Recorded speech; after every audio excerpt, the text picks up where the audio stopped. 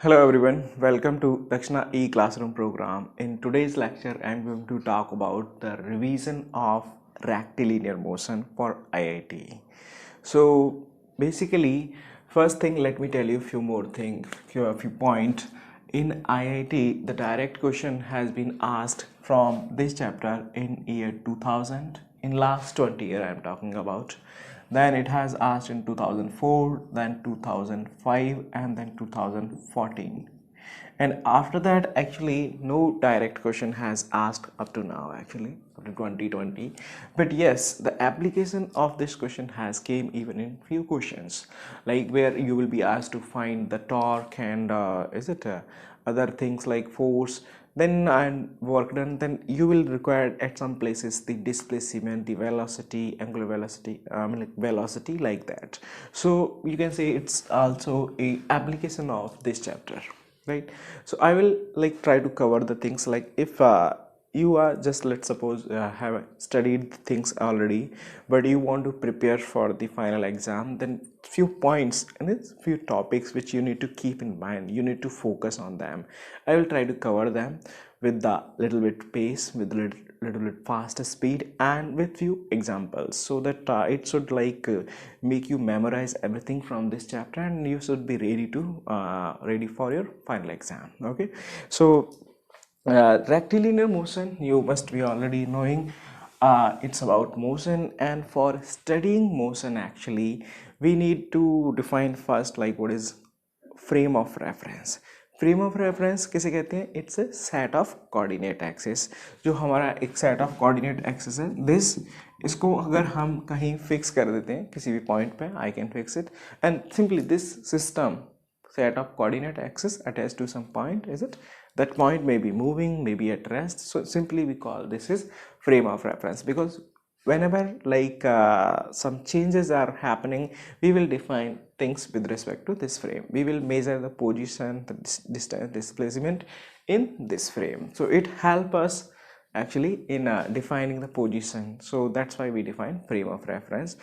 So position coordinates of any point or object in this frame of reference at any moment of time, you can call that as a position or position vector. Clear? Now if that position is changing with time, we will call the object is in motion for the observer who is observing from this frame. If the object is not changing its position, means in this frame, let's suppose one object is having this coordinate x comma y comma z at time t1, and continuously time changes, time increases, but the coordinates are not changing, that means object is at rest, means object is not moving. Clear? Right, so that is simple definition.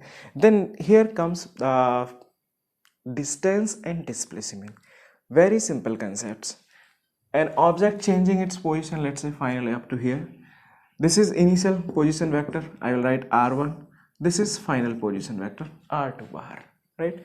Then line joining initial to final, this is your displacement vector, and whatever the path object has traveled, length of that path is called distance. Point is simple, concepts are simple, but sometimes some good questions are asked based on it.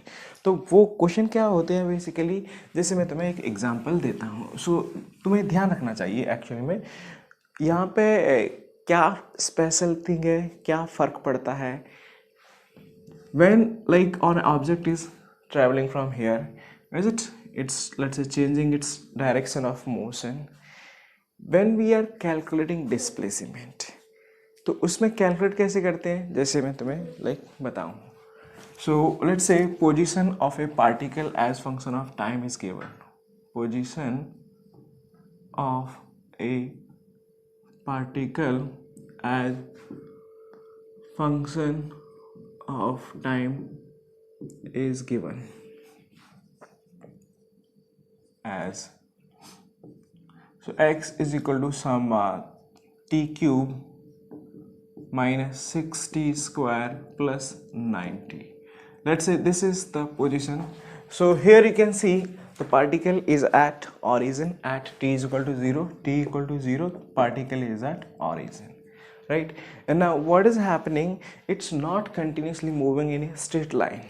The path is, it's moving, it's at some moment of time its x coordinate increases, then it decreases, then maybe sometime else again it increases, right? So I'm not drawing exactly this graph, but let's say if I draw x versus, is it or let's say this is x versus t, then it increases up to some point, decreases, and then it may be increasing like that, is it may be going negative.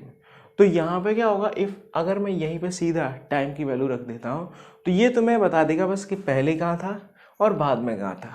It will give you initially यहाँ पे, बाद में यहाँ पर है, अगर आप t1 से t2 तक जाते हैं. ये आपको ये नहीं देने वाला कि ये कहाँ कहाँ घूम के आया है. कहाँ कहाँ घूम के आया है वो हमें ज़रूरत होती है डिस्टेंस निकालने के लिए. कहाँ से फाइनली कहाँ पहुँच गया उस वो हमें देता है displacement. So finding displacement it's easy, simple, straight forward, is it. Finding display, और यहाँ पे पहली बात इसको डिफरेंशिएट करके हम वेलोसिटी निकाल सकते हैं, तो वो आ जाता है 3t² minus 12t plus 9, right. This is velocity. यहाँ पे हम ये भी चेक कर सकते हैं कि वेलोसिटी कब जीरो हो रही है, मतलब कि कब पार्टिकल अपना डायरेक्शन चेंज कर रहा है.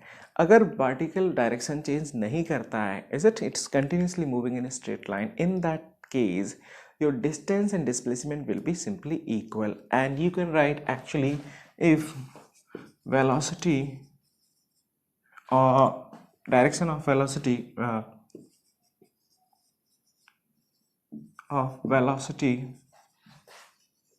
is not changing during motion, right, then distance will be equal to displacement. If direction of velocity is changing, then it will be different. So you can see here, well, let's see when v is equal to 0, that implies, let me take, this is t square minus 4t plus 9 equal to plus 3 equal to 0, and this can be 3 into t square minus 3t minus 1 minus t plus 3 equal to 0, and taking common t minus 3 minus 1, then t minus 3 equal to 0, 3 also here. So this implies t is equal to 1 and t equal to 3. So these are two moments of time when particle is having zero velocity, means it will be changing the direction of velocity. Clear? So from velocity you can go either like integrating, you can get the, this is position, so directly substituting the time you will get the position at different point of time, is it. So for t less than 1 greater than 0, your distance will be equal to displacement, because particle is simply traveling in a straight line, right, it's not changing its direction. So let's say at t is equal to 1/2 second, then distance will be, so in t is equal to 0, position x is equal to 0, t equal to half, x is equal to, we can substitute here 1/8 minus, it's 6/4 plus 9/2, we can simplify it further. So LCM it's 8, and then it's 1 minus 12 plus 36, right. So it's 25/8 meter. Clear? And this will be, you can check it with the velocity also. Displacement, we can write v is equal to ds by dt, and this implies ds equal to v dt. Integrating it simply from t1 to t2, this will give you displacement from initial to final position. If particle's velocity is not changing direction, then this will be also equal to distance. If it is changing the direction, then it will be only equal to distance, not displacement, right. Like here you can say from 1 to 3 second, okay, let me see. So we understood 0, t equal to 0, particle is at 0. Let me check t equal to 3 second, okay, what is the position. So position of the particle is x is equal to how much? It will be 27 minus this is 54 and plus 27. That means it is at 0. So finally at t is equal to 3 seconds you can say position is 0 and x equal to 0 at t equal to 0. So displacement from 0 to 3 seconds you can write it's 0, but distance will not be 0. So how to calculate in that case distance? Distance you need to calculate because you need to check from 0 initially velocity t is equal to 0, velocity is positive, then time increases. At 1 second it will becoming 0. 1 second it's 3 minus 12 plus 9, so it's becoming 0, means velocity decreases from 0 to 1 second, that is magnitude from 9 to 0. Then it definitely from 1 to 3 second velocity must be negative, so negative, then it will be covering negative displacement, but distance it will be positive. So just pay attention here. Distance अपन कैसे निकालेंगे थोड़ा सा, तो जहाँ distance negative हो रही है हम उसको एक और नेगेटिव से मल्टीप्लाई कर देते हैं तो पॉजिटिव हो जाएगा, फिर उसको ऐड कर देंगे, then it will give you properly complete distance. तो जैसे डिस्टेंस के लिए अपन क्या करेंगे, डिस्टेंस के लिए ds this will be equal to v dt, but not it will be like from 0 to 1 because positive है यहाँ तक, plus it will be like because v dt from 1 to 3 second it's negative और मेरे को चाहिए distance, तो distance को मेरे को क्योंकि ये क्वांटिटी यहाँ पे नेगेटिव है तो I will need to multiply with one more negative, this will be becoming positive now and then it will give you total distance. So that will be your distance. Let me tell you exactly. So integrating it v dt, it will give you simply this. This comes out to be distance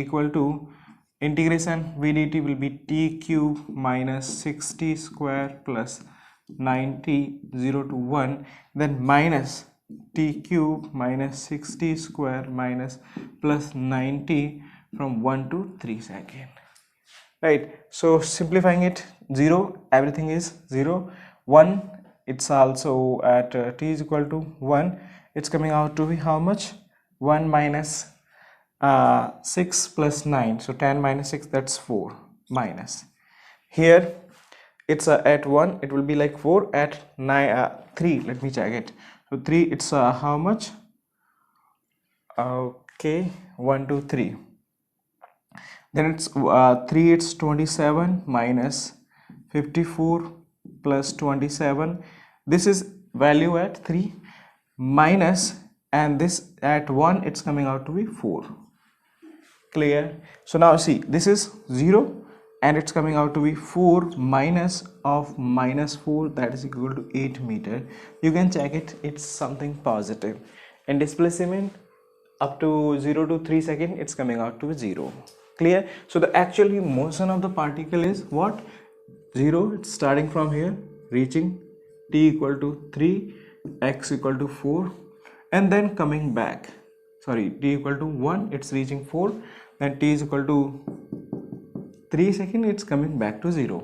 So displacement is 0, but distance this positive, this negative, clear? And that way we are getting total, right? Understood? तो करना क्या है, देखो जहाँ velocity positive है उस time पे या एक ही डायरेक्शन में डिस्टेंस बराबर डिस्प्लेसमेंट हो जाएगा, तो आप सीधा इंटीग्रेट करते हैं इनिशियल से final, you will gate displacement. अगर वेलोसिटी डायरेक्शन चेंज नहीं हो रही है तो वही आपका डिस्टेंस भी हो जाएगा. जब वेलोसिटी डायरेक्शन चेंज कर रही है तो आपको वो डायरेक्शन चेंज का ध्यान रखना होगा, क्योंकि अगर पार्टिकल यहाँ से चल के वापस यहाँ आ जाता है तो डिस्प्लेसमेंट तो सेम है, इनिशियल से फाइनल सीधा चले जाओ आ जाएगा.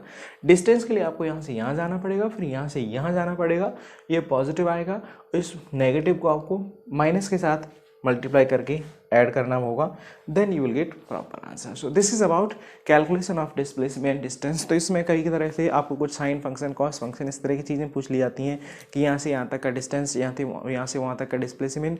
आपको ध्यान रखने का है कि वेलोसिटी की डायरेक्शन कब चेंज हो रही है. अगर वेलोसिटी की डायरेक्शन चेंज नहीं हो रही है तो जो तुम्हारा डिस्टेंस होगा वही एग्जैक्टली डिस्प्लेसमेंट होगा. अगर वेलोसिटी की डायरेक्शन चेंज हो रही है उस सिचुएशन में आपको चेक करना होगा कि वेलोसिटी की डायरेक्शन कब चेंज हो रही है. पॉजिटिव के लिए कैलकुलेट करो, फिर नेगेटिव के लिए कैलकुलेट करो, और जो नेगेटिव आ रहा है उसमें एक और नेगेटिव से मल्टीप्लाई करके पॉजिटिव में ऐड कर दो. पॉजिटिव के लिए कैलकुलेट किया, पॉजिटिव के लिए, नेगेटिव के लिए कैलकुलेट किया, और जो नेगेटिव आंसर आ रहा था उसमें एक और नेगेटिव से मल्टीप्लाई करके दोनों को ऐड कर दिया, तो वो तुम्हें डिस्टेंस दे देगा. Clear? This is distance from 0 to 3 seconds. Right, so this is about calculation. Next point here comes is velocity and speed. So basic definition we already know, and here comes average and instantaneous velocity and speed. Instantaneous velocity speed definition you understand, it's basically slope of distance or position time graph. Clear? Instantaneous. Average, initial से final के लिए हम बात करते हैं कि initial से final total displacement divided by total time taken will be your average velocity. ऐसे ही एवरेज स्पीड कैसे निकालेंगे? Total distance covered. डिस्टेंस में अब आपको सब चीज़ों का ध्यान रखना होगा कि डिस्टेंस यहाँ पे कैसे निकाले थे. Total distance covered divided by total time taken, that will be equal to what? Your average speed. Okay, so this way if you are able to calculate distance and displacement in every interval of time or for any interval of time, you will be also easily able to calculate average velocity and average speed. Instantaneous velocity, instantaneous speed is simply differentiation, or you can say the slope of st or displacement and position time graph, right? Next comes acceleration. Acceleration is simply rate of change of velocity. So for calculating average acceleration, remember simply final velocity minus initial velocity factor divided by total time taken will be your average acceleration. Sometimes it's given particle traveling in each direction with velocity 10 meter per second, and it changes its direction to 10 meter per second, same velocity north, and time taken in this turn is, let's say, 5 second or 10 second, then get the average acceleration. So here sometimes like student get confused, simple, because change in velocity we need actually, change in final minus of initial means minus of initial will be this, and this will be the change actually by if we go with vector, and change will be magnitude 10 root 2 divided by time taken is 5, so it will be 2 root 2 meter per second square will be the acceleration. Direction will be calculated final velocity, initial velocity minus of initial velocity means negative of this, resultant of these two will be somewhere there. So that way we can calculate average acceleration also. Instantaneous acceleration will be slope of velocity time graph. And now depending on acceleration motion we categorize into two categories. One is uniformly accelerated motion, another is non-uniformly accelerated motion. Uniformly accelerated motion, so here acceleration is constant, a is constant.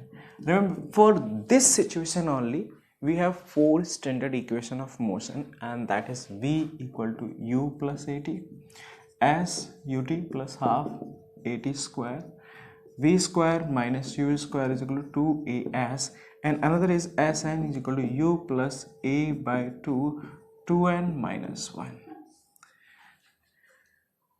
यहाँ पे आपको जो एक important point याद रखना है, that is sign convention. It's very important. If you're not using it properly, you will get, even if after doing perfectly everything, still you will get wrong answer. So take care of that. Sign convention, यहाँ पे क्या होता है कि अगर motion जहाँ start हो रहा है, किधर पॉजिटिव लेना है किधर नेगेटिव लेना है, that's completely up to you. Whatever the direction you feel better, you feel comfortable, take that positive. Is it? तो यहाँ से मान के लो बॉडी को थ्रो किया जा रहा है, तो आप ऊपर की तरफ पॉजिटिव ले सकते हैं, नीचे की तरफ negative. And then whenever object is moving upward, displacement will be positive, velocity will be positive if it is going upward. Means अगर किसी भी क्वांटिटी का डायरेक्शन ऊपर की तरफ है तो उसको पॉजिटिव लेंगे. हमने कन्वेंशनली ऊपर पॉजिटिव लिया, लेकिन क्वांटिटी का डायरेक्शन नीचे की तरफ है. जैसे मैं कहूँ अगर बॉडी को ऊपर थ्रो करते हैं तो जी mg नीचे लगेगा, मतलब acceleration due to gravity will be downward. तो उसको क्या करना पड़ेगा, अपन को नेगेटिव लेना पड़ेगा. दूसरी बात है, अगर बॉडी मोशन चेंज का मतलब मोशन का डायरेक्शन चेंज कर देती है तो हम रेफरेंस जो अपन ने पॉजिटिव नेगेटिव लिया है वो यहीं से लेंगे. नॉर्मली आप कैलकुलेशन यहाँ पर बैठ करके चेंज करके देख सकते हैं, बट वो आसान नहीं होता. So it's always advisable to just keep your convention direction positive negative directions constant, not change with the direction of motion of body. That will create additional burden. You need to keep few things in your mind, so just don't do that mistake. Okay, तो इस तरह से अपने पास क्या होगा, ये equation है. हाँ, ये आपको इनका एप्लीकेशन आना चाहिए, बिकॉज क्वेश्चंस कभी कभी इन पर पूछ लिए जाते हैं. सिंपल क्वेश्चंस होंगे, but if you know the application then you will be in position to answer them also easily. ये है डिस्प्लेसमेंट इन nth सेकेंड. इसका मतलब है कि अगर मान चलो मैं कहता हूँ 9 सेकेंड में पार्टिकल यहाँ पहुँच गया, 10 सेकेंड में कहाँ पहुँचा, यहाँ पहुँचा, यहाँ से चलते हुए. तो इसका मतलब क्या हुआ, ये क्या हुआ, 1 सेकेंड का डिस्प्लेसमेंट है. वो कौन सी वाली सेकेंड है, 9 तो खत्म हो गई, 9 के बाद 10वीं सेकेंड में वो इतना डिस्टेंस ट्रेवल कर रहा है. तो this is displacement in 10th second, and that is S N. Displacement in nth second is given है u plus half u plus a acceleration by 2n minus 1. This is the displacement in nth second. And यहाँ पे जो मैं एक और important point आता है, that is when acceleration is constant and it's equal to g, means acceleration due to gravity, then we call it motion under gravity. Is it? तो यहाँ पर भी चीज़ों को कुछ नहीं है, कोई ज़्यादा अंतर नहीं आ रहा है. Only the point is that your acceleration will be replaced by a is becoming g. This is called motion under gravity. Clear? तो यहाँ पर जो भी अपने पास रिलेशन है सब वैलिड होंगे, and a replaced by g. Very important point, remember, keep things in your mind, is sign convention. Don't do mistake there actually. तो साइन कन्वेंशन यहाँ पे अच्छे क्वेश्चंस भी बनते हैं. आपको एक टावर से बॉडी को थ्रो कर दिया गया है, इज इट, ऊपर की तरफ, देन फॉलिंग डाउन, किसी भी पॉइंट पे इसकी position, velocity, acceleration, distance, displacement, distance in nth second, distance in 5th second, anything can be asked about it. Try few problem based on it, you will be like confident about, क्योंकि बहुत complex नहीं है चीज़ें. Overall ये chapter ही ज़्यादा complex है ही नहीं. थोड़ा सा बच्चे अगर शुरुआत में पढ़ते हैं उनको थोड़ी सी चीज़ें परेशानी आती हैं. By the time they like reaches next higher level question, higher level chapter, when they study it's always becoming very easy chapter. But still you should keep things in your mind कि कहाँ क्या चीज़ें ध्यान में रखनी है. तो sign convention आपको ध्यान में रखने का है. एक्सेलेरेशन, ये रिलेशन तभी वैलिड है जब एक्सेलेरेशन अपना कांस्टेंट हो. Just one example, motion under gravity, तो उसमें ये आपके सभी रिलेशन परफेक्टली वैलिड हैं. बट यहाँ पे जो आपको ध्यान रखने का है वो है आपका साइन कन्वेंशन फॉर डायरेक्शन. तो आप डायरेक्शन अगर यहाँ से पॉजिटिव लेना चाहते हैं, ऊपर की तरफ पॉजिटिव ले लो, इधर पॉजिटिव ले लो, नीचे पॉजिटिव ले सकते हैं, और आपकी मर्जी, कहीं कोई गलत नहीं है. But remember, decide it properly and then don't like change किया आपने पार्टिकल, अभी इसके बाद ही नीचे जाना शुरू कर दिया तो अब चेंज कर देंगे, तो वहाँ पे भी आप गलती कर सकते हैं, right. So distance displacement always like simple, आपको कुछ नहीं करना है. जो चीज़ें हैं इनको factorially, direction S bar is equal to u bar into t plus half a bar into t square. तो यहाँ पे फैक्टोरियली डायरेक्शन के साथ और प्रॉपर साइन के साथ चलेंगे तो आपको सीधा सीधा चीज़ें मिलेंगी. हाँ, डिस्टेंस वगैरह निकालने के लिए थोड़ा सा फिर से वही हमें चीज़ों को ध्यान में रखना पड़ सकता है कि कब आपके पार्टिकल की या ऑब्जेक्ट की वेलोसिटी का डायरेक्शन चेंज हो रहा है, राइट. तो ये बेसिकली हो जाते हैं आपके uniformly accelerated motion. Another comes is non uniformly accelerated motion. Non uniformly accelerated motion, तो यहां पे आता है when acceleration a is not constant. तो यहाँ पे कुछ आपको एक्सेलरेशन फंक्शन दे दिया जाएगा। फंक्शन वो पोजीशन का भी फंक्शन हो सकता है, वेलोसिटी का भी फंक्शन हो सकता है, या फिर टाइम का भी फंक्शन हो सकता है। उन सभी केसेस में हमें चीज़ों को सॉल्व करना होता है either with the help of integration और डिफरेंशिएशन, डिपेंडिंग ऑन कि आपको क्या दिया गया है, क्या पूछा गया है, सही ना। तो जैसे अगर आपको वेलोसिटी वेक्टर दे दिया गया है जो भी है सम a t², और यहाँ से आपको अगर डिस्प्लेसमेंट पूछा गया है तो आप इंटीग्रेशन करेंगे, because v bar you will write ds/dt and then ds, calculate to get the ds you need to integrate. यहीं से अगर आपको एक्सेलेरेशन पूछा जाता तो आप इसको डिफ्रेंशिएट करते हैं, राइट। और इसमें बहुत चीज़ें कॉम्प्लेक्स नहीं है अगर आप प्रॉपरली चीज़ों को चलते हैं। यहाँ पे आपको जैसे कभी कभी position vector s is equal to some alpha t cube i cap plus beta t square j cap, ये एक सिंपल सा एग्जांपल दे दिए कि मतलब किसी पार्टिकल के लिए जो पोजीशन वेक्टर है that's changing in this manner, ये 2 डायमेंशन में चेंज हो रहा है, x में भी साइमल्टेनियसली y में भी। अब आपको यहाँ पे किसी भी टाइम पे find the velocity function of time, v bar function of time,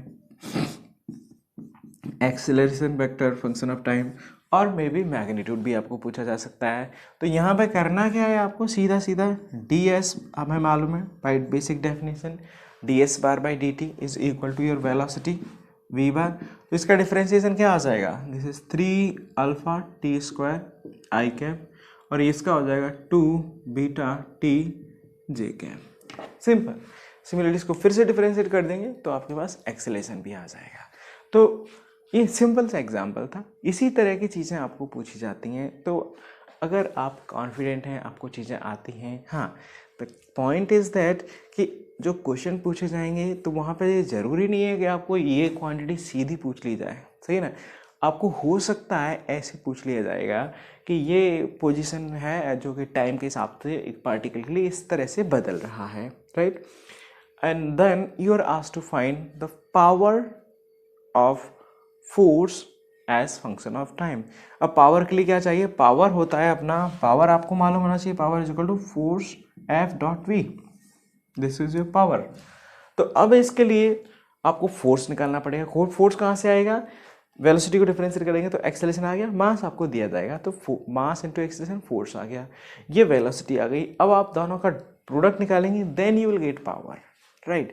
So ultimately it's application of this concept only, right, but the question is different। तो इस तरह की चीज़ें पूछी जाती हैं, तो मैंने इसको लाइक पावर पार्ट चैप्टर में रख दिया है, बिकॉज वहाँ पे आपको समझ में आ जाएगी चीज़ें कि पावर क्या है, टॉर्क क्या है, वो सब चीज़ें आपको क्लियर होंगी, then you will be in better position to answer this type of question. But now you have already studied, then it will be easy for you people to understand even this part also, right. तो simple चीज़ें कुछ नहीं है। यहाँ से आपको इस तरह का अगर कुछ फंक्शन दे दिया गया है, ये मैंने सिंपल सा एग्जांपल ले लिया है, यहाँ पे कुछ और एक्सप्रेशन भी हो सकता है, you can change it also, आप अपने हिसाब से कुछ भी रख सकते हैं यहाँ पे, उसके हिसाब से आपको चलने का है। डिफ्रेंशिएट कर दो पोजीशन को, वेलोसिटी आ जाएगा, उसको डिफ्रेंशिएट कर दो, एक्सेलरेशन आ जाएगा, मास से मल्टीप्लाई कर देंगे, फोर्स आ गया। अब आपको टॉर्क भी पूछा जाता है किसी भी टाइम पे, तो टॉर्क क्या निकालेंगे, are bar cross F bar, ये आपका बेसिकली पोजीशन वेक्टर हो जाएगा, ये फोर्स आपका मास इंटू एक्सेलरेशन हो जाएगा, आर क्रॉस एफ आपका टॉर्क आ जाता है। तो इस तरह से आपके पास नॉन यूनिफॉर्मली एक्सेलरेटेड मोशन में भी कुछ भी एनीथिंग, वेलोसिटी गिवन है, डिस्प्लेसमेंट चाहिए, इंटीग्रेट कर दो, वेलोसिटी गिवन है, एक्सेलरेशन चाहिए, डिफरेंशिएट कर दो। सो डिपेंडिंग ऑन कि क्या दिया गया है, क्या पूछा गया है, आप उसके हिसाब से कभी इंटीग्रेट करेंगे, कभी डिफरेंशिएट करेंगे, और कब क्या करेंगे, that should be clear to you. तो वो आपको डेफिनेशन से आएगा कि हमें पोजीशन दिया है तो वेलोसिटी क्या होता है, differentiation means slope of st, position time graph, तो स्लोप कहाँ से आता है, डिफरेंशिएशन से, राइट। जब एरिया आ जाए तो एरिया कहाँ से निकालते हैं हम, इंटीग्रेशन से। तो इस तरह से चीज़ें आपको ध्यान में रखनी होंगी कि कहाँ क्या करने का है।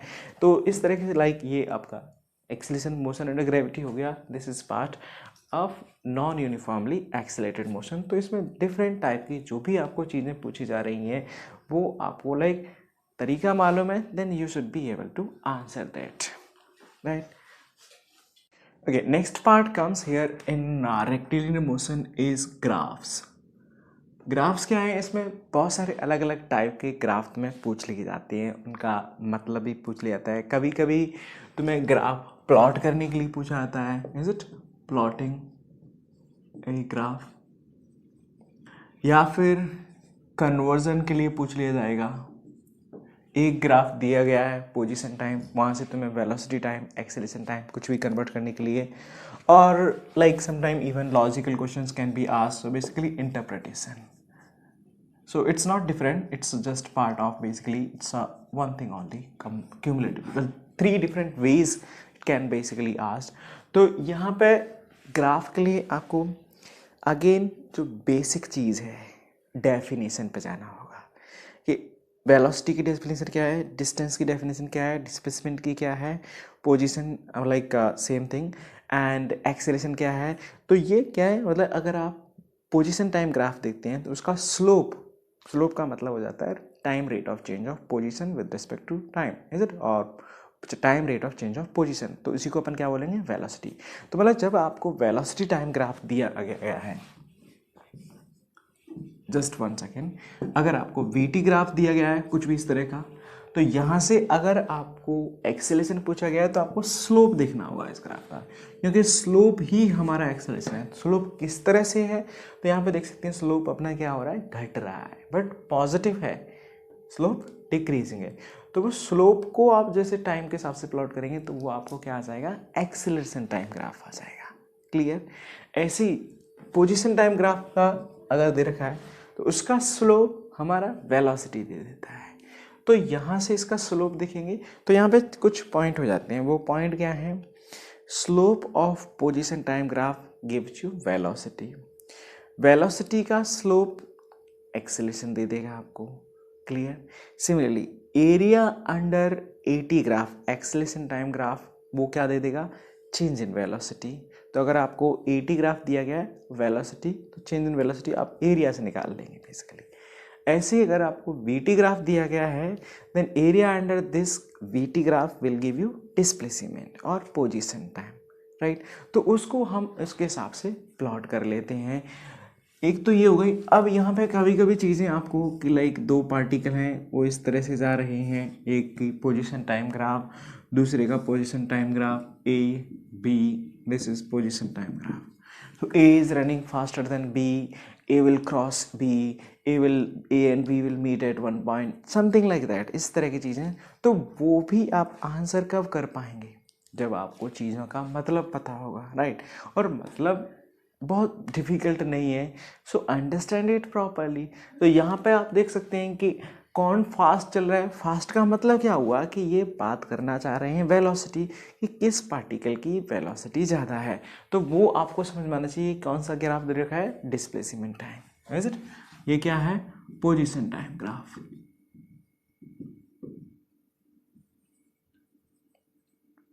तो पोजीशन टाइम ग्राफ से अगर हम कहें कि कौन सा पार्टिकल फास्ट चल रहा है, right. So this is let's say T1 and this is T2. So which one is having higher velocity, VA, VB. velocity means that वो कहाँ से देखेंगे हम, स्लोप से. स्लोप किसका ज़्यादा है, A का. तो definitely velocity of A will be higher than velocity of B. So who is running faster, that is A. पहले कौन चलना स्टार्ट करता है, टाइम है, तो जो जल्दी स्टार्ट हुआ है that is B, राइट. और दोनों का कहीं पोजीशन बराबर हो रहा है क्या, yes, both have same position here, so they will cross means A and B will over, you can say cross at one point. और ये बोल सकते हैं कि इस टाइम के बाद A क्या कर रहा है, B को ओवरटेक कर ले रहा है. क्लियर.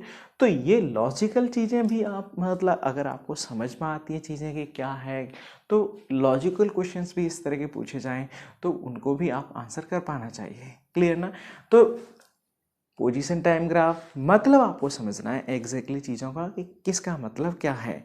यहाँ पे जब कौन फास्ट चल रहा है तो मतलब आपको वेलोसिटी चाहिए, और वेलोसिटी कहाँ से देखते हैं हम, पोजीशन टाइम ग्राफ के स्लोप से. ठीक है. अब कौन पहले चला, वो तो सिंपल से लॉजिकल क्वेश्चन है कि जो पहले स्टार्ट हुआ है जिसका मोशन, तो T1 किसका है, B का. यहाँ पे क्या हो रहा है, दोनों का पोजीशन बराबर, तो मतलब कि दोनों वहाँ उस पॉइंट पे मतलब बेसिकली मिल रहे हैं. लेकिन उसके बाद क्या हो रहा है, उसके बाद A तेज दौड़ता हुआ फिर से रुक तो रहा नहीं है, तो मतलब इसको हम क्या कहेंगे कि एक ओवरटेक कर रहा है, वो क्रॉस कर रहे हैं इस पॉइंट पे। तो अगर आपको ये टाइम दे दिया जाता जो भी है t3, तो आप ये भी बता पाते कि कब कौन से टाइम पे वो ओवरटेक कर रहे हैं। क्लियर ना। और फाइनली मैं कहता हूँ कि लेट्स से ये इसका मान के चलते हैं, लेट्स से यहाँ पर है, ये इसका घर है और ये बी का घर है, सही है ना। तो अब वो पूछ रहा है कि finally there position, is it final position, after that they are stopping, final position is same for both the particles, तो that you can check it, दोनों इसका पोजीशन और उसका पोजीशन भी बराबर है, तो उसके हिसाब से हमें आंसर करना है। तो आपको कुछ ऐसा नहीं पूछा जाएगा कि चीज़ें इन्फॉर्मेशन आपको दी ही नहीं है कुछ भी, किसी भी डायरेक्टली इनडायरेक्टली और पूछा गया, ऐसा होता नहीं है। तो मतलब आपको सिंपल सा जो दिया गया है उसको समझने का है, क्या दिया गया है उसके हिसाब से आपको आगे प्रोसीड करना है। क्लियर। और ये इंटरप्रिटेशन वाला पार्ट हो जाता है। कन्वर्जन मतलब आपको स्लोप और ये सब चीज़ों का रिलेशन समझ में आना चाहिए। तो अगर एक बेसिक एग्जांपल दे देता हूँ मैं, जैसे ये आपका पोजीशन टाइम ग्राफ दिया गया है इस तरह से, सिंपल सा एग्जांपल। ओके लेट्स, ठीक है ना। अब यहाँ पे तुम्हें कन्वर्जन के लिए पूछा जाए कि इसका वेलोसिटी टाइम ग्राफ ड्रॉ कीजिए, वेलोसिटी टाइम ग्राफ। तो हमें ये आप समझ में आना चाहिए कि पोजीशन टाइम ग्राफ से हम वेलोसिटी कहाँ से निकालेंगे। वेलोसिटी कहाँ से आता है, इसका slope, right. v means slope of st graph. अब देख सकते हो आप यहां से यहां तक a, this is let's say b c and d, o से a तक स्लोप क्या है, पॉजिटिव कांस्टेंट, तो वेलोसिटी क्या हो जाएगी, पॉजिटिव कांस्टेंट o से a तक। a से b तक स्लोप क्या है, जीरो एंड कांस्टेंट, तो वेलोसिटी भी जीरो हो गई b तक। B से C तक क्या है स्लोप, यहाँ पे देख सकते हैं कि इससे भी ज़्यादा स्टीप है। थोड़ा सा मैं और क्लियर समझाने के लिए आपको स्टीप कर देता हूँ इसको, तो आप डिफरेंस इजीली कर पाएंगे। तो ये क्या है स्टीप, मतलब क्या हो गया कि स्लोप और भी तेज है और भी फास्ट है, ज़्यादा है, राइट। तो इसमें क्या हो जाएगी कि वेलोसिटी जो पहले थी उससे भी तेज ज़्यादा होगी and up to here only. और उसके बाद क्या हो रहा है after this, can you just think about CD part, यहाँ पर भी स्लोप है बट ये क्या है 90 से बड़ा है, मतलब नेगेटिव है और ज़्यादा है, तो वेलोसिटी यहाँ पे अपनी क्या हो जाएगी, नेगेटिव हो जाएगी and finally it's reaching here. तो ये क्या आ गया, यहाँ से अपन ने स्लोप देख लिया। मतलब आपको पता है कि VT क्या होता है इसका स्लोप। स्लोप को आप प्लॉट कर दो तो आप इजीली कन्वर्ट कर पाएंगे एक ग्राफ से दूसरे ग्राफ में। ऐसे ही अगर आपको ये क्या है वेलोसिटी टाइम ग्राफ है ना दिया जाता है, जस्ट एग्जांपल के लिए हम बताते हैं आपको। तो लेट्स से अगर आपको VT ग्राफ दिया गया है, VT graph is given example के लिए this, right. Okay so VT graph let's say this and this. अब यहाँ पे आपको VT की जगह now it is asked to plot ST graph. तो ST ग्राफ क्या है, पहली बात तो इस ग्राफ का एरिया तुम्हें डिस्प्लेसमेंट देगा। दूसरा पॉइंट, ये ग्राफ हमारा इस तरह से होना चाहिए कि इसका स्लोप ये हो, मतलब इस ग्राफ का स्लोप इस तरह से वेरी करे। अब देखो यहाँ पर आपको चीज़ें जरूर कभी कभी इमेजिन करनी पड़ जाएंगी कि ऐसा कौन सा टाइप का ग्राफ होगा जिसका स्लोप यहाँ पे क्या हो रहा है कंटिन्यूसली बढ़ रहा हो।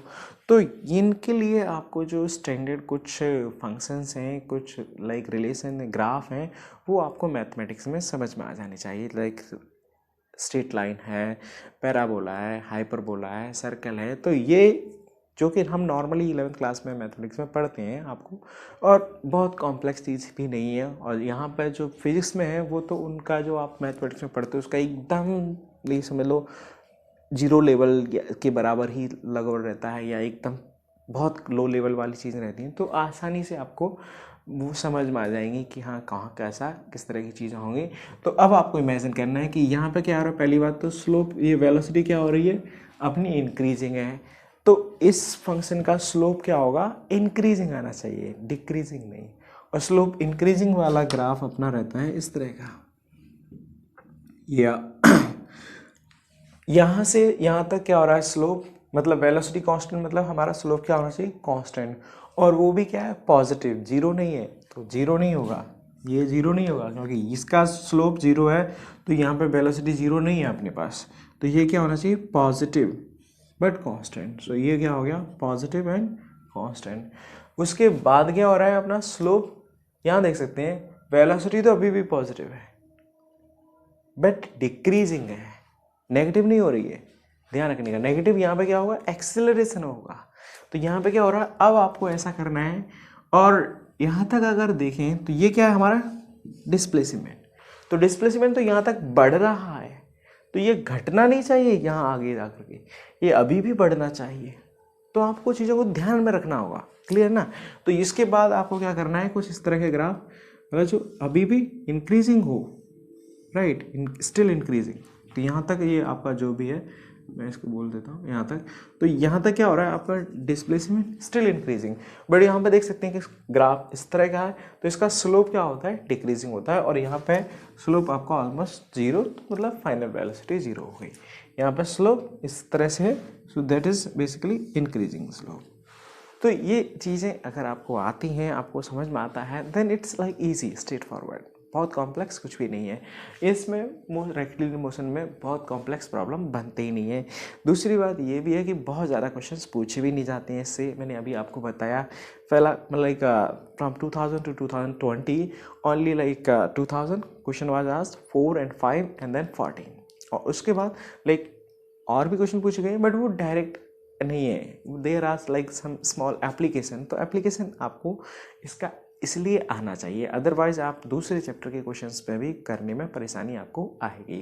तो ये चीज़ें हो जाती हैं। अब नेक्स्ट एक इसमें आ जाता है कभी कभी प्लॉटिंग है ग्राफ, तो प्लॉट करने के लिए क्या करना है आपको, जो भी सिचुएशन दी गई है कि पार्टिकल को यहाँ से इधर ऐसे फेंका गया, इतनी वेलोसिटी से इतनी स्पीड से, ये सब चीज़ें तो मैं आपको वो भी बताया। तो इन दिस सिचुएशन प्लॉट करने के लिए क्या करना है आपको, जो भी ग्राफ आपको प्लॉट करने के लिए पूछा गया है, AT, BT, displacement time, ST basically, तो पहले उसका रिलेशन निकालो। मतलब जैसे सिंपल एग्जांपल के लिए यहाँ पे एक टावर से जिसकी हाइट h है, हमने कहा एक बॉल को ऊपर की तरफ लेट्स से 30 मीटर पर सेकेंड या कुछ इनिशियल वेलोसिटी से थ्रो किया जा रहा है, दिस इज एट t = 0। ठीक है, अब मैं यहाँ पे आपको पूछ रहा हूँ इसका तुम्हें पोजीशन टाइम ग्राफ ड्रॉ करने का है, राइट, और डिस्प्लेसमेंट टाइम ग्राफ। तो अब डिस्प्लेसमेंट टाइम ग्राफ के लिए पहले क्या करना पड़ेगा आपको, एक रेफरेंस ये y एक्सिस ले लिया, x एक्सिस ले लिया, और ऑरिजिन मैंने यहीं पे, तो मेरा इनिशियल पोजीशन क्या हो गया 0, इनिशियल डिस्प्लेसमेंट मेरा 0 हो गया, क्लियर। अब उसके बाद क्या है, first you get the displacement function of time relation, तो डिस्प्लेसमेंट क्या आ जाएगा ut, that is 30 × t minus यहाँ पे a क्या है 10 × t², so s is coming out to be 30t - 5t²। अब ये क्या है, दिस इज ए पैराबोला, किसकी इक्वेशन है, पैराबोला की है। यहाँ पे आपको ये चेक करना होगा कि s डिस्प्लेसमेंट हमारा कहाँ पे मैक्सिमम हो रहा है, कौन से टाइम पे मैक्सिमम हो रहा है, तो उसके लिए अपन क्या कर सकते हैं, इसको डिफ्रेंशिएट करेंगे ds/dt, इसको 0 करेंगे तो ये कितना आ गया 30 - 10t = 0, दिस इम्प्लाइज t = 0 पे t = 3 सेकेंड क्रिटिकल टाइम आ गया, जहाँ पे हमारा इसका स्लोप 0 हो जाएगा। दूसरी बात ये क्या हुआ पैराबोला, क्योंकि t², राइट, एंड पैराबोला, तो इसमें क्या होगा, पैराबोला में भी दो आ जाते हैं, एक मैक्सिमा वाला एक मिनिमा वाला, क्लियर। यहाँ पे देख सकते हैं क्योंकि इसकी t² स्क्वायर वाले का कोफिशिएंट नेगेटिव है, ये काफ़ी होता है बताने के लिए, बट ये आपको मालूम होना चाहिए कि हाँ ये, अदरवाइज आपको फिर इसको डिफरेंशिएट करके चेक करना पड़ेगा कि मैक्सिमा है या मिनिमा। तो ये क्रिटिकल पॉइंट आ गया, दूसरा डिफरेंशिएशन करो, <0 है तो मैक्सिमा है, <0 तो मिनिमा है, तो यहाँ पर डिफरेंशिएशन इसका करेंगे तो ये -10, तो आप वहाँ से भी चेक कर सकते हैं कि क्या आएगा मैक्सिमा, राइट। तो यहाँ पे क्या होगा मैक्सिमा, यहाँ से चलेंगी चीज़ें मैक्सिमा, और पहली बात तो क्या है ये ग्राफ कैसा है, पैराबोला। तो इसका ग्राफ कैसा आएगा, पैराबोला आएगा। पैराबोला आएगा तो अब प्लॉट कर लेते हैं पैराबोला इस तरह का। यहाँ पे क्या हो रहा है, एक मैक्सिमा आएगा, फिर यहाँ पे मिनिमा। अब फाइनल डिस्प्लेसमेंट, फाइनली पोजीशन आपका पार्टिकल कहाँ होगा, ग्राउंड पे लैंड कर जाएगा। तो फाइनल डिस्प्लेसमेंट क्या होगा, h के बराबर, जो कि मैं बोल देता हूँ लेट्स से 100 मीटर है, सही ना। अब यहाँ से देखा जाए तो फाइनल डिस्प्लेसमेंट नेगेटिव डायरेक्शन में हुआ, तो ये क्या होगा फाइनली, सही है ना। यहाँ से चलते हुए इस तरह से पैराबोला, और ये जो भी टाइम पे 100 मीटर पे पहुँच रहा है, ये अपना 100 मीटर का इस तरह से अपन प्लॉट कर पाएंगे। अब ये एग्जैक्टली कब इसका स्लोप, कब वेलोसिटी जीरो हो रही है, वो अपन को आ गया t=3 सेकेंड पे, तो ये क्या होगा 3 सेकेंड। वापस से ये इसको ओरिजिन को कब क्रॉस कर रहा है, हम वो टाइम भी निकाल सकते हैं। ये फाइनली ग्राउंड पे कब लैंड हो रहा है, एस को -100 रख के हम वो टाइम भी निकाल सकते हैं। तो इसके करस्पॉन्डिंग ये भी t0 टाइम आ जाएगा। तो इस तरह से आपको जो भी चीज़ें पूछी गई हैं, first get its mathematical expression, relation निकालो। ये एक एग्जाम्पल है, आपको सिचुएशन कुछ भी दी जा सकती है, क्लियर ना। तो जो भी आपको सिचुएशन दी गई है, राइट, उसके लिए क्या करना है, आपको एक पहले इक्वेशन निकालना है, लिखना है। इक्वेशन लिखने के बाद आपको, अब यहाँ से आपको समझ में आ जाएगा कि इसका जो ग्राफ आएगा वो किस तरह का आएगा, मैथमेटिक्स का ये कौन से फंक्शन से मैच करता है। तो यहाँ पे आप देख सकते हैं इट्स मैचिंग विद पैराबोला, तो इसका ग्राफ कुछ पैराबोलिक आएगा। अगर एक स्ट्रेट लाइन से मैच करता है तो एक स्ट्रेट लाइन, जैसे अगर ये वेलोसिटी आ जाएगा हालांकि, तो वेलोसिटी वीटी ग्राफ पूछा जाता है तो क्या आ जाएगा, वो एक स्ट्रेट लाइन आ जाएगा, क्लियर ना। तो इस तरह से वेलोसिटी, एक्सेलरेशन टाइम, तो ए बराबर क्या है इस सिस्टम में, -g। तो ये तो क्या हो गया, एक कांस्टेंट, कांस्टेंट मतलब एक straight line, that will be like parallel to what, तो ये a वर्सेस t, तो a -g, so it will be like parallel at any time, it will be parallel to time axis, clear na, because at any moment of time your acceleration is remaining constant and that will be -g. So in this way you should be in position to answer the problems asked based on graph. तो यहाँ पे आपको एक graph दिया गया है, उसका दूसरे का कन्वर्जन आप स्लोप एरिया से देखेंगे।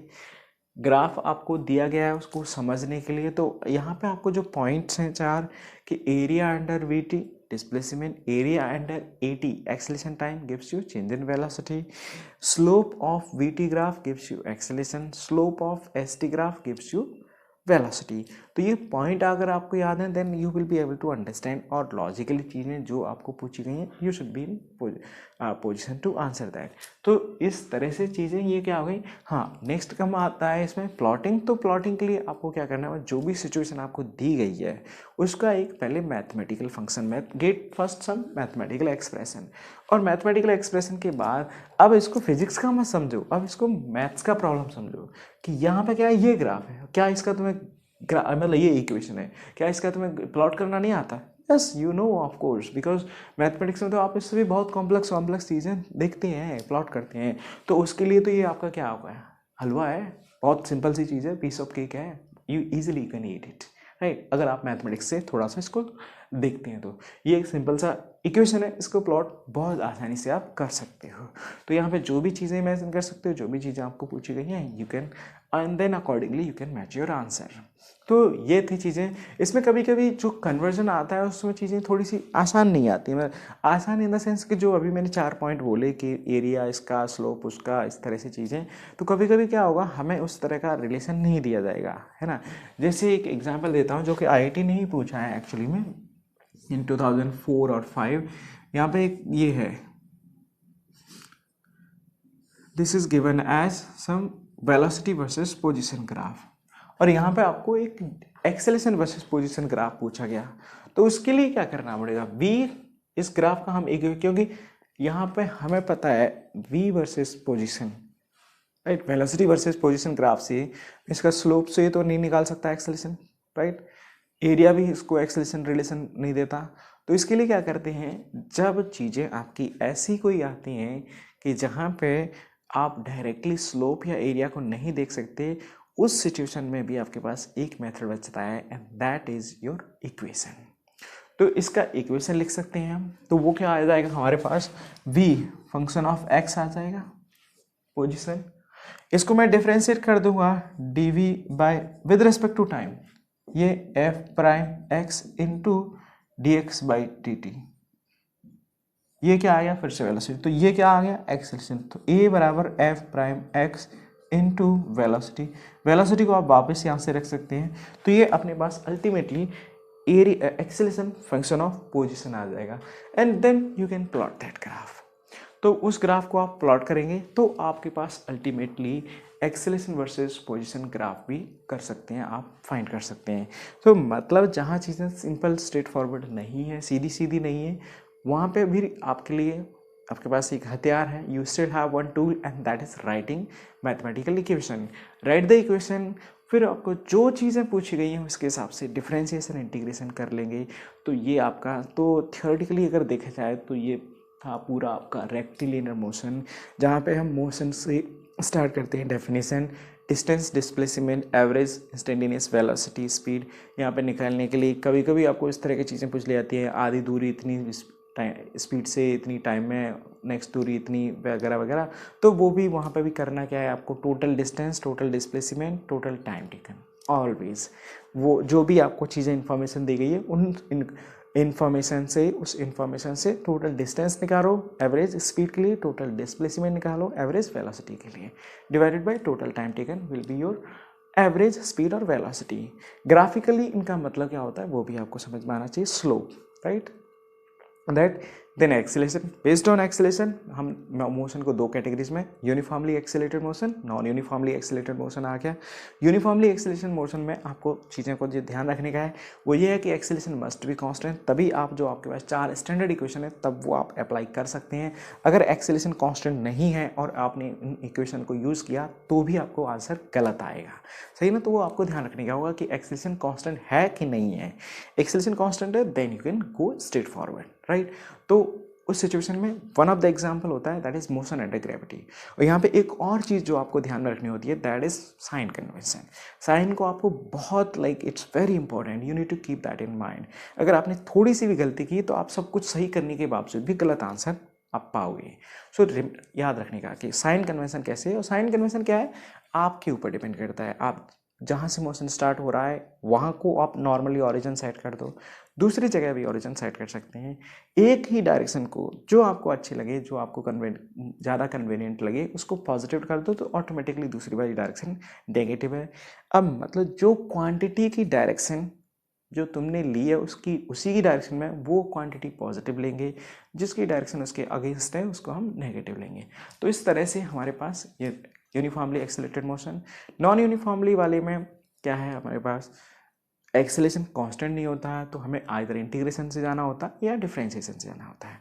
और part last one is about graph. तो ग्राफ में प्लॉटिंग ग्राफ, इंटरप्रिटेशन समझना और conversion, and all this things should be clear to you. So theoretically this is all about your rectilinear motion.